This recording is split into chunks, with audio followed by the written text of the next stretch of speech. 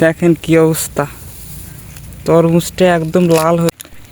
নমস্কার সবাইকে, আজকে সকাল সকাল চলে আসলাম একটা ভিডিও নিয়ে। আপনাদের মাঝে একটা ইন্টারেস্টিং বিষয় শেয়ার করব আর কি। আমার হাতে একটা তরমুজ দেখতে পাচ্ছেন, তরমুজটা বড় জোর 250 থেকে 300 গ্রাম হতে পারে আর কি। দেখেন একদম ছোট, হাতের মুঠে চলে এসে একদম ছোট্ট। এখন আপনাদের যেটা বলতে চাচ্ছি, এই তরমুজটা আমি আইডিয়া করছি একদম পেকে গেছে, সম্পূর্ণ পেকে গেছে, এর ভিতরে একদম লাল হয়ে গেছে। অনেকে ভাবতে পারেন এটা তো হলুদ তরমুজ, এরকম তো পেকে যায়। হলুদ তরমুজ ঠিক আছে, হলুদ তরমুজ পেকে যায়, কিন্তু সেটা হলুদ তরমুজ না, এটা হলো বড় জাতের তরমুজ। এর ভিতরে লাল হয়, এটা অনেক বড় হয়, কিন্তু এইটুকু তরমুজ পাকে না।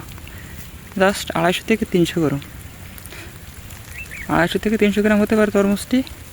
তা আপনাদের মাঝে দেখাবো এই তরমুজটা ভিতরে কীরকম লাল হয়েছে ও কীরকম পাকছে। চলেন দেখে আসি। এই হচ্ছে কাঙ্ক্ষিত তরমুজটি, এই যে 1 মুঠ করে ধরছি আমি, 250 থেকে 300 গ্রাম হবে। এখন এটি আপনাদের মাঝে ভেঙে দেখাবো।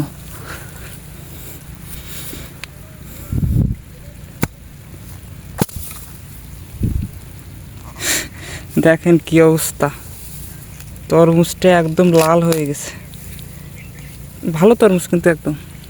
দেখেন আমি খাচ্ছি, প্রচুর লাল হয়েছে। দেখেন আমি আপনাদের খেয়ে দেখাচ্ছি কি ব্যাপার এর ভিতরে।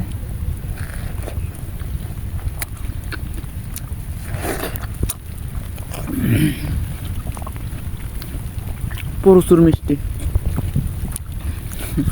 এই যে তরমুজের সাইজ।